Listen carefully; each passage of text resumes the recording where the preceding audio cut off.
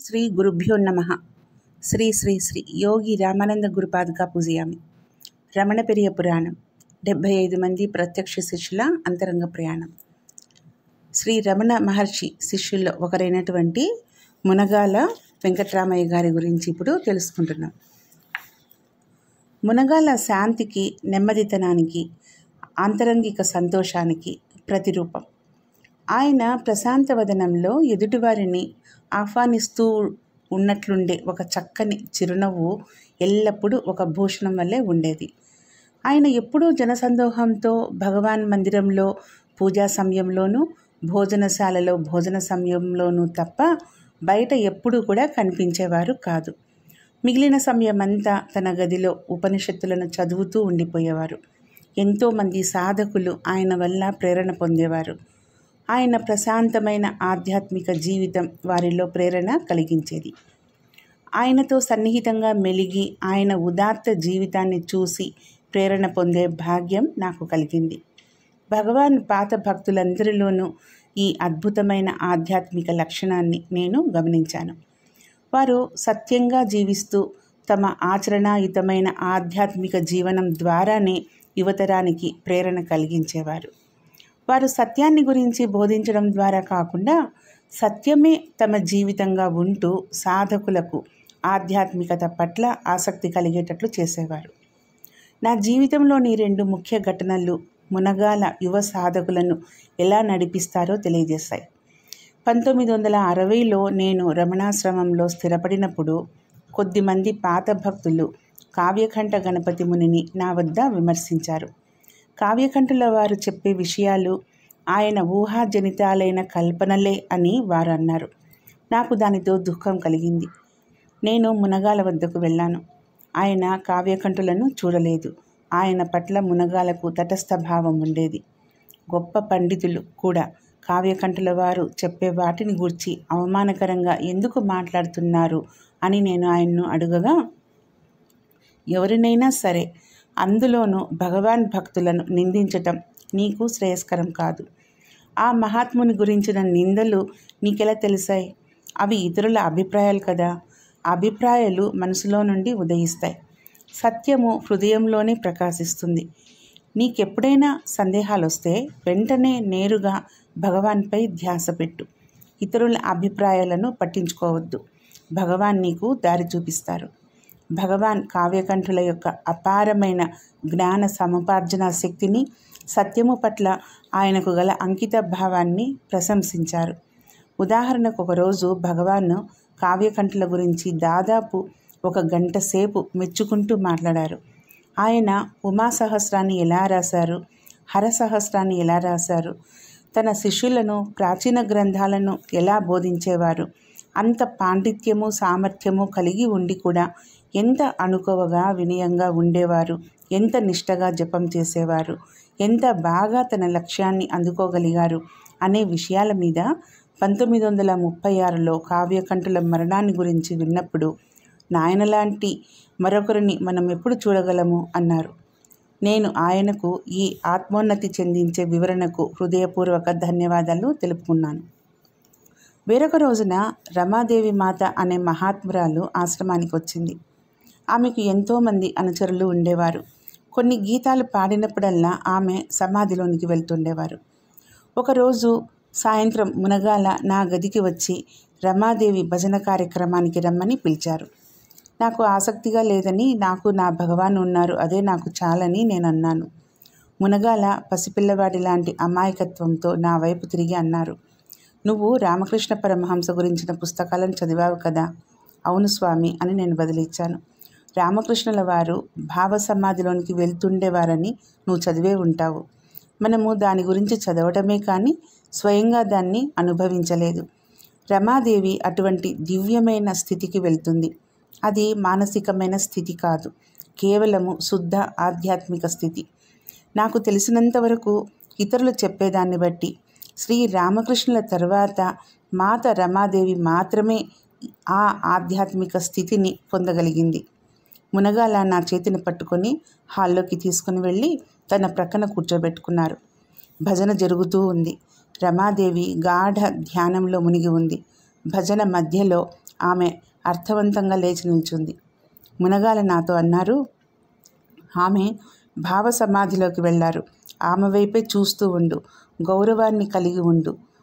ఆ భజన దేవి రాక్షసుని సంహరించే ఘట్టాన్ని గురించి జరుగుతోంది. రమాదేవి ఆ ఘట్టాన్ని నటించి అభినయించి చూపించారు. తన చేతిలో ఖడ్గం ఉన్నట్లు, దానితో రాక్షసుని చంపుతున్నట్లుగా ఆమె నృత్యం చేస్తూ అభినయిస్తున్నారు. రమాదేవి స్థూలకాయురాలు, అందుకని ఆమె వేగంగా కదులుతూ మెలికలు తిరుగుతూ నృత్యం చేయడం చూస్తుంటే వింతగా అనిపించింది.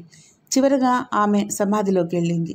ఆ రాక్షసుని చంపిన తర్వాత అచ్చు పురాణాల్లో చెప్పినట్లుగా ఆమె ఒంటికాలిపై నిలబడి ఒక చేతిలో ఆ చనిపోయిన రాక్షసుని తలను, అంటే ఊహల్లో ఒక చేతిలో ఖడ్గాన్ని ధరించారు. అలా ఆ విధంగా ఆమె అభినయించారు. మునగాల చిన్నగా నాతో చెప్పారు, అంత భారీ శరీరం ఒంటికాలిపై నిలబడడం అనేది అసాధ్యమైన విషయం. భగవంతుడే ఆమెను ఆ భంగిమలో నిలబెడుతున్నారు. రామకృష్ణ పరమహంస నేనెల్లప్పుడూ ఇష్టంతోనే ఉండేవాడిని. భావసమాధి అంటే ఎలా ఉంటుందని నేను ఆశ్చర్యపోతుండేవాడిని. ఇప్పుడు మునగాల ద్వారా ఆ కోరిక తీరింది. ఆ విషయంలో సందేహంలో ఉన్న నాకు రమాదేవి సంశయ నివృత్తి గావించారు. నేనెప్పుడు మునగాల గదికి వెళ్ళినా ఆయన ఉపనిషత్తులను చదువుతూనే ఉండేవారు. ఒకరోజు నేను ఆయన్ని ఇలా అడిగాను, మీరు భగవాన్కి ప్రత్యక్ష శిష్యులై ఉండి కూడా ఆత్మవిచారణ సాధన చేయకుండా ఎప్పుడూ ఉపనిషత్తులు చదువుతూ ఉంటారెందుకు అని. మునగాల నెమ్మది స్వరంతో అన్నారు, ఈ పారాయణ నా గురువుగారు చేయమని చెప్పారు. నేను భగవాన్ను ఉపనిషత్తుల పఠనాన్నే నా సాధనగా తీసుకోవచ్చునా అని అడిగాను. భగవాను నన్ను ఈ ఉపనిషత్తులను ప్రతిరోజు రోజంతా చదువుతూ ఉండమన్నారు. ఆర్తితో ఉన్న సాధకునికి ఉపనిషత్తులు చదవడం అనేది పూర్తి ప్రామాణికమైన సాధన. పారాయణ అనేది ఎల్లప్పుడూ ఉండే ఆత్మను గుర్తు చేసుకోవడానికే. భగవాన్ అప్పటికే ఆయనకు ఎప్పుడూ ఆయన హృదయంలోనే ఉన్న ఆత్మ ఎరుక పడేట్లుగా చేశారు. మునగాలకు ఇంకొక కుమార్తె ఉన్నారు. ఆమె పేరు కామాక్షి. ఆమె బాలమేధావి, సంస్కృత పండితురాలు. ఆమెకు 9 ఏళ్ల వయసు వచ్చేసరికి సంస్కృత భాషలోని గొప్ప గ్రంథాలన్నింటినీ క్షుణ్ణంగా చదివేశారు. ఆమె కౌమార దశలో ఉండగానే ఎంతో ఆత్మవిశ్వాసంతో పండితుల చర్చాగోష్ఠిలో పాల్గొని ఆ పండితులతో సంవాదం నెరపి గెలుపొందేవారు. ఆమె పిన్న వయస్కురాలైనప్పటికీ ఎంతో పాండిత్యం కలదాని వలె కనిపించేవారు. భగవాన్ కరుణతో ఆమె మేధోపరమైన జ్ఞానాన్ని భక్తితో కూడిన వివేకంగా మార్చారు. ఒకప్పుడు ఒక భక్తుడు, మీ బోధ అంతా కూడా కేవలం మేధస్సుపరమైందేనా కదా అని అడిగారు. భగవాన్ భక్తితో కూడిన విచారణనే నేను బోధిస్తాను అన్నారు. ఒకరోజు ఉదయము భగవాన్ హాల్లో ఉన్నప్పుడు కామాక్షి అటువైపుగా వెళ్తుండగా ఆమెను హాల్లోనికి పిలిచారు. అత్యంత మేలైన వివేకాన్ని అందిస్తూ భక్తిలో ముంచివేసే భగవాన్ శ్రీకృష్ణుని జీవితము, బోధనలు కలిగి ఉన్న శ్రీమద్ భాగవతాన్ని ఆమెకు ఇచ్చి హాల్లో ఒక చోటు చూపించి అక్కడ కూర్చుని ఆ పుస్తకాన్ని చదవమన్నారు. మనుషులు రావటం ప్రారంభమవగానే ఆమెను పిలిచి పుస్తకం చదివినంత వరకు పేజీని గుర్తుపెట్టి మరుదినం రమ్మని చెప్పి పంపించేశారు. ఆ పుస్తక పఠనం పూర్తి అయ్యేంత వరకు ప్రతిరోజు అక్కడికి వచ్చి చదవవలసిందిగా ఆమెకు చెప్పారు. భాగవతంలోని భక్తి వివేకాలను ఆమెకు ఆకలింపు చేసుకునేలా చేశారు. మరొక రోజున ఆమెను పిలిచి చిన్న కాగితపు చీటిని ఆమెకిచ్చారు. దాని మీద ఓం నమో భగవతే శ్రీరమణాయ అనే మంత్రం రాసింది. ఆమె ఆ మంత్రాన్ని తన శ్రావ్యమైన కంచు కంఠంతో చదివారు. భగవాన్ ఆమె వైపు ఏకాగ్రంగా, అంటే తదేకంగా చూశారు. అందుకని కామాక్షి, భగవాన్ దీన్ని నేను రోజు చదవనా అని అడిగారు. భగవాన్ ఎల్లప్పుడూ అన్నారు. తర్వాత ఆ చీటిని ఆమె నుండి తీసేసుకొని తన ఎదురుగా ఉన్న మండుతున్న పొయ్యిలో పడవేశారు. ఈ సంఘటన వల్ల కామాక్షి నుండి ఒక మాట తీసుకునటము, ఆమె భగవాన్ చెప్పిన మాటకు కట్టుబడి ఉండటానికి సిద్ధపడటము జరిగింది. ఓం నమో భగవతే శ్రీరమణాయ అంటే భగవాన్ శ్రీరమణుల ఎడల అనుకువ, విధేయత, భక్తి కలిగి ఉండటం. భగవాన్ తనకు ఆ మంత్రం ఇవ్వడం వలన ఆమె భక్తి మార్గంలో పరిపూర్ణత పొందేట్లు చేసింది. ఆమె జీవితమంతా ఈ మంత్రాన్ని జపిస్తూనే ఉంది. రమణ నగర్లో ఆశ్రమానికి ఎదురుగా ఉన్న వీధిలో ఆర్థర్ ఆస్బోర్న్ ఇంటి పక్కన కామాక్షికి కొంత స్థలము, దాంట్లో ఒక చిన్న ఇల్లు ఉంది. ఆమె భర్త డాక్టర్ రామచంద్రయ్య ప్రొఫెసర్గా విశ్వవిద్యాలయం నుండి పదవీ విరమణ చేసిన తర్వాతనే ఆమె ఆ ఇంట్లోకి రాగలిగారు. ఆమె తన భర్తతో ఆ ఇంట్లో కొద్ది సంవత్సరాలు గడిపారు. అది ఆమె జీవితం అంతటిలోకి సంతోషకరమైన సమయం. ఆ తర్వాత ఆమె జబ్బు పడటము, హాస్పిటల్కు తీసుకుని వెళ్ళగా క్యాన్సర్ వ్యాధి చివరి దశలో ఉన్నట్లు తేలింది. వైద్యపరంగా ఆసుపత్రిలో ఉండవలసిందని ఆమెకు సూచించబడినప్పటికీ పవిత్రమైన అరుణాచల పాదం వద్ద తన సద్గురు రమణుల పవిత్ర మందిరం సమీపంలోనే తన స్వంత ఇంటిలో తన చివరి దినాలను గడపటానికి ఆమె మొగ్గు చూపారు. ప్రతిరోజు నేను కొన్ని గంటలు ఆమెతో గడిపేవాడిని. ఎక్కువ మోతాదులో మందులు వాడవలసి వచ్చినందున ఆమె శరీరము కృషించిపోసాగింది. అందమైన స్త్రీ అయినటువంటి కామాక్షి గుర్తించలేనట్లుగా తయారైంది. ఒకరోజు నేను దుఃఖాన్ని ఆపుకోలేక ఏడ్చేశాను. భగవాన్ మిమ్మల్ని ఎందుకు కాపాడడం లేదు అని. ఆమె ఇలా సమాధానమిచ్చారు. మీరు నా అంతరంగ స్థితిని గురించి ఆలోచించకుండా కేవలము నా బాహ్య ఆకారంపైనే దృష్టిని పెడుతున్నారు. నేను మీకు ఎన్నోసార్లు చెప్పాను, నేను ఈ శరీరాన్ని కాదు అని. భగవాన్ను నేను దర్శించుకున్న మొదటి రోజునే ఆయన కృపా వీక్షణం నన్ను హృదయంలో స్థిరపరిచింది. నేను సాధారణంగా ఈ శరీరంతో కానీ మనస్సుతో కానీ తాదాత్మ్యం చెందను. ఈ శరీరం వచ్చింది, అది తిరిగి వెళ్ళాలి. నేను శాశ్వతంగా ఆత్మనే. ఈ శరీరమే నిజమనే భ్రాంతి నుండి మిమ్మల్ని మీరు విడుదల చేసుకోండి. నేను ఎల్లప్పుడూ సంతోషంగానే ఉన్నాను. నేను ఆనందంలోనే మునిగి ఉన్నాను. ఒక అనుగ్రహపూరితమైన చిరునవ్వుతో ఆమె ఇంకా ఇలా అన్నారు. మీకు నా దీవెనలు. భగవాన్కు పూర్తిగా శరణాగతి చెందండి. భగవాన్ మీకు మార్గం చూపుతారు. కొద్ది రోజుల్లోనే కామాక్షి చనిపోయారు. ఆమె శరీరాన్ని శ్మశానానికి మోసుకొని పోయి జ్వాలలకే జ్వాల అయిన అరుణాచలునికి ఆహుతి చేసే భాగ్యం నాకు దక్కింది. లక్ష్మణ శర్మ, మునగాల వెంకటరామయ్యల ప్రత్యేకత ఏంటంటే వారిద్దరూ కూడా అణకువతో ఉండేవారు. వారిద్దరూ ఏ విధమైన ప్రచారాన్ని, గుర్తింపుని కోరుకోలేదు. లక్ష్మణ శర్మ తన అసలు పేరును మరుగుపరిచి ఎవరు అనే మారు పేరుతో రచనలు చేశారు.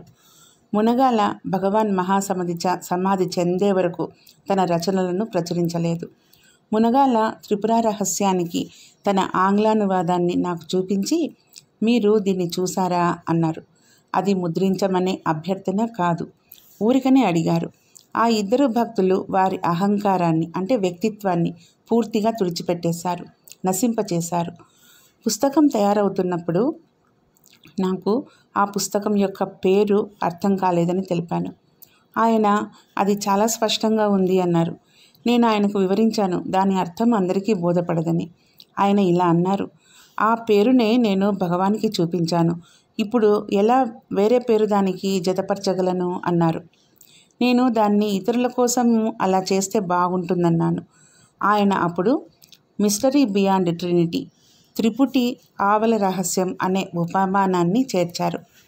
భగవాన్ చనిపోయినప్పుడు మునగాల ఆశ్రమాన్ని వదిలి తన పిల్లలతో ఉండటానికి వెళ్ళిపోయారు. 1955లో ఆయన సన్యసించి స్వామి రమణానంద సరస్వతి అనే నామధేయాన్ని స్వీకరించారు.